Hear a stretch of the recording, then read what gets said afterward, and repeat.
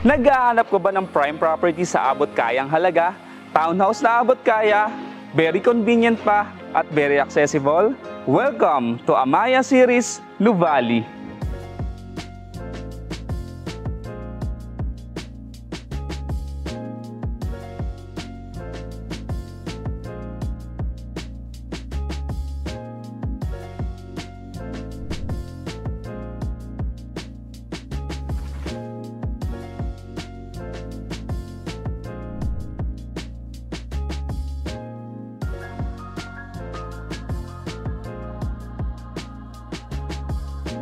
It's a good day for a new property here in Nuvali. I'm Berhel, the Estate Blueprint, and welcome po sa Amaya Series, Nuvali. Good morning po sa ating mga kababayan in abroad like in USA, Canada, Australia, and Europe. Good morning po sa ating lahat, no? And today, we are here po sa Amaya Series Nuvali kung saan ipapakita ko po sa inyo yung aming premium townhouse dito sa loob ng Nuvali, which is the Amaya Series Nuvali. If isa ka sa naghahanap ng investment or ikaw ay OFW na naghahanap ng property dito sa Pilipinas, this is your chance to own a prime townhouse here in Nuvali na located po sa heart of Nuvali. And also, I want to congratulate lang po one of my client na nakapag-purchase po ng property nila dito sa Sector 2 ng Amaya Series Nuvali. Welcome po sa thriving community of Ayala Land. And later po, ipapakita ko po sa inyo yung end and inner unit namin for townhouse unit. But before that po, let's have a quick drive tour lang po muna para maipakita ko po sa inyo yung updates and development inside Nuvali. So tara, samahan niyo po ako. Hi guys! Welcome to my drive tour, kung saan ipapakita ko po sa inyo kung paano pumunta ng Amaya Series Nuvali and para ma-update lang din po kayo sa mga existing and updates natin dito sa Nuvali. If you are OFW po, naghahanap ng investment or you want to own a property here in Nuvali, ito na po yung chance nyo para magkaroon ng property at least dito sa Nuvali. Ipapakita ko po dito yung prime townhouse po natin in Amaya Series Nuvali kung saan located siya in the heart of Nuvali. Tara, samahan niyo po ako, at least kahit nasa ibang bansa po kayo or malayo, at least parang nakapag-drive tour na po kayo, nakasama niyo ako. So, if you are going po sa Metro Manila or North area po, example tulad ko, taga Bulacan po ako, take lang po natin yung NLEX, then akit lang po tayo sa Skyway, exit po natin yung SLEX, and out po tayo ng Mamplasan. Then, doon po sa Mamplasan, may rotonda po doon. Take lang po natin yung first exit kung saan mag-lead po siya sa Nuvali Boulevard. Then po, after nun, 7 to 10 minutes, nasa Nuvali proper na po tayo, Yun po, isa sa mga easiest way natin para makapunta dito sa Nuvali. Pero bukod po doon, marami pa po tayong exit like Santa Rosa exit, Canlubang, Silangan exit, and in the future po, magkakaroon pa po tayo ng Batino exit. So, ganun po kadali pumunta dito sa Nuvali, So, tara, explore po natin ng Nuvali and yung mga ongoing development po and upcoming update sa Nuvali. By the way guys, Nuvali is the largest eco-estate development of Ayala Land here in the Philippines. It composes of 2,500 hectares in size and it's divided into 4 segments. The Nuvali North, this is our main commercial business district here in Nuvali. The Nuvali Central, where the Amaya Series Nuvali is located. The Nuvali Heights and the Nuvali South. So here in Nuvali North, located ang Amaya Mall, Solenad 1, 2, 3, and the ongoing expansion of Solenad 4. Dito located sa Solenad 1 yung sikat na man-made lake na may koi fish kung saan pwede tayong mag-koi fish feeding and boat riding. Then additional malls po, dito rin po located ang SM Neo Verde here in Nuvali North. Then aside that, meron pa tayo ditong shopping centers like SNRs and Landers. And we also have here our own hospital, the Healthway Qualimed. And for our IT professionals, good news, meron po tayo ditong Nuvali Techno Hub. And this is the good part po of owning and investing here in Nuvali, na kasama po sa binibili nyo all the conveniences and establishments here inside Nuvali. And dito po sa East Block in my left side, ito po yung Pocket Business District natin dito sa Nuvali North. And ang mga itatayo dito is mga mid-rise building, tertiary schools, or malls, or hospitals po in the future. And possible ang itatayo po, magkakaroon po dito ng East Block Garden. And into my right side naman po is the North Central Business District or the North CBD, kung saan 5 times po ang size nito kung titingnan natin sa mapa ng East Block. Then pag natapos po itong Lakeside Evo Zone, the East Block and the North CBD, ito na po yung magiging BGC natin dito sa Nuvali. And good news po, magkakaroon po dito ng 2 hectare civic complex kung saan nagkaroon po ng agreement ang Santa Rosa City Government and Ayala Land na magkakaroon dito ng 1 government stop shop kung saan meron ditong LTO, SSS Pilot, and etc. po. And magkakaroon din po dito ng convention center para sa mga big event like concert and events po na malakihan. So right now po, we're approaching the Rotonda here in the Nuvali, kung saan itatake lang po natin yung second exit kung saan doon po papunta yung Nuvali Central. So we are here right now at Nuvali Central. As you can see po, ang unang bubungad sa atin dito ay ang Central Block. This is the Fakit Business District po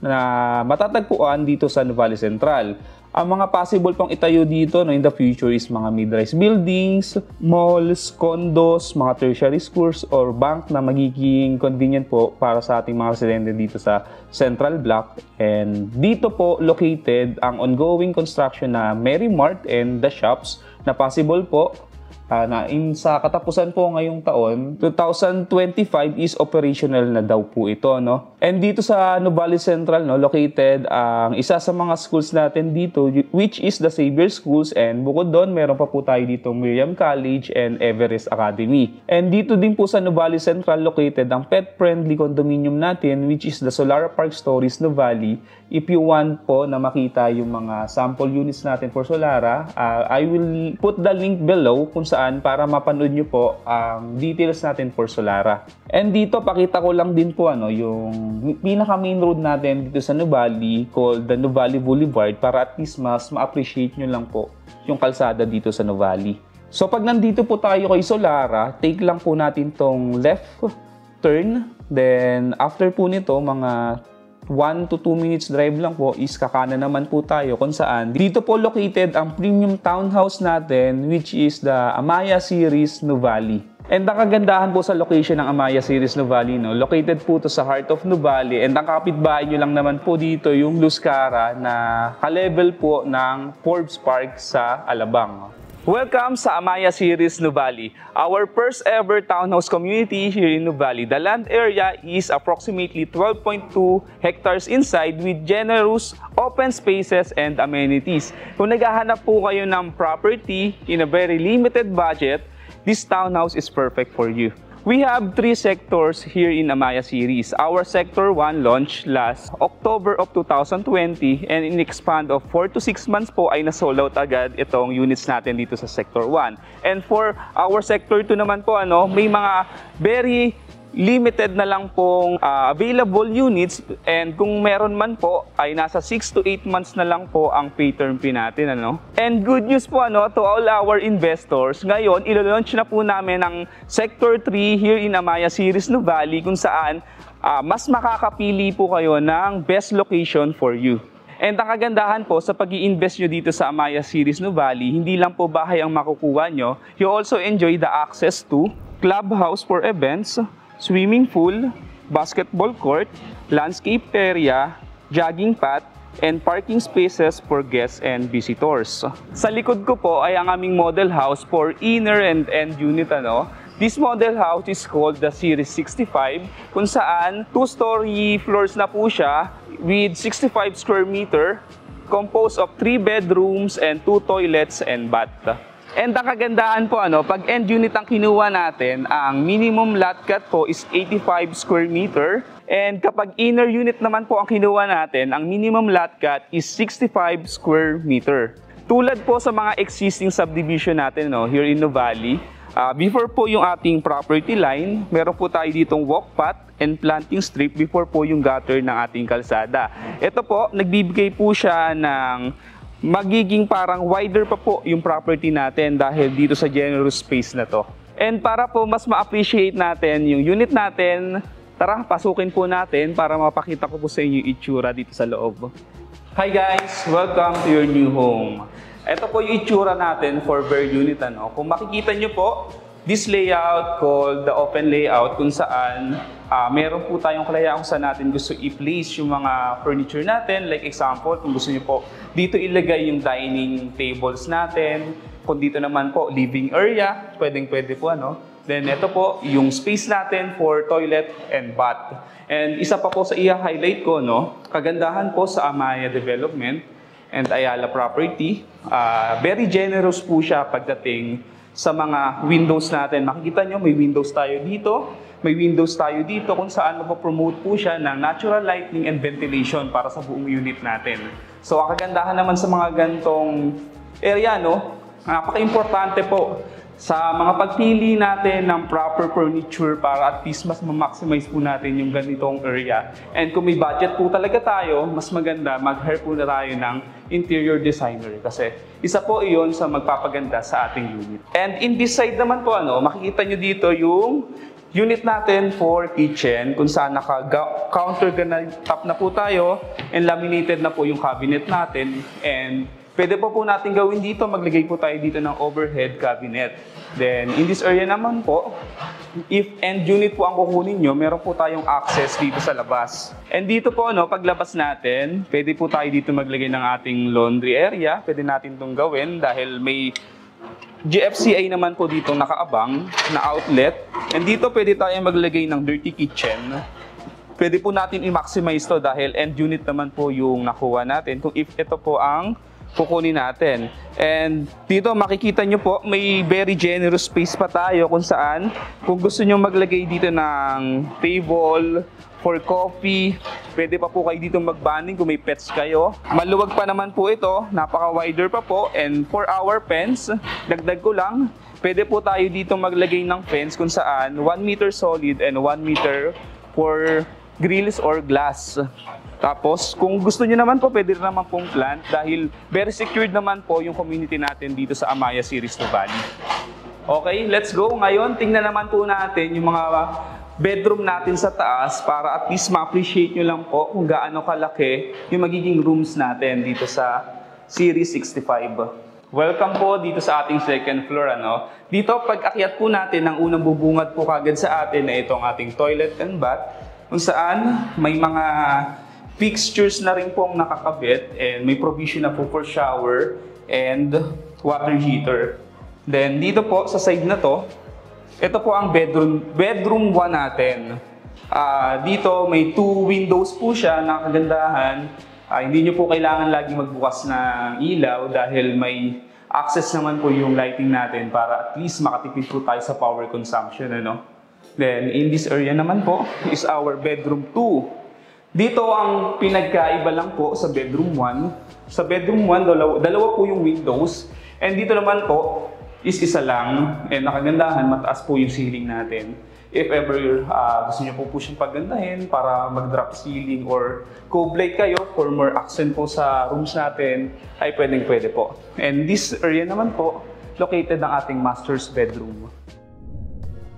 This is our master's bedroom dito sa taas. Gandahan, maluwag, kasya po dito yung queen size bed na pwede po tayo dito mag-bonding if ever na we have children's po. Pwede po tayo dito with our nanay, tatay. Masayang-masaya po tayo dito sa ating master's bedroom. Ano? And para naman po bigyan kayo ng idea kung paano natin pagagandahin yung ating Burr unit dito sa Amaya Series, samahan nyo up ako, ipapakita ko po sa inyo yung dress-up unit natin dito. So tara, let's go. Papakita ko po sa inyo tong dress-up unit natin. So dito po, welcome po sa ating dress-up unit dito sa Amaya Series po. Kita nyo naman po yung pinagkaiba sa Burr unit and dress-up natin dito dahil nga po maganda yung sizes ng ating furnitures. Kita nyo naman po, mas na-maximize natin yung ganitong area. Tulad dito, naglagay dito sila ng living area. Saan napakalapad po, kasya po dito up to 6 person. Then dito, nilagay nila yung living area nila. May space po dito para sa malaking TV. Then mga cabinets po nila. Then dito, nakapaglagay pa sila ng storage. And dahil po sa proper planning po ng pagpili nating mga furnitures, nakapaglagay pa po tayo dito ng 6-seaters para po sa ating dining tables. And dito naman po, located yung ating kitchen kung saan, kita nyo, napaganda po natin yung kitchen natin. Naglagay po sila ng overhead cabinet.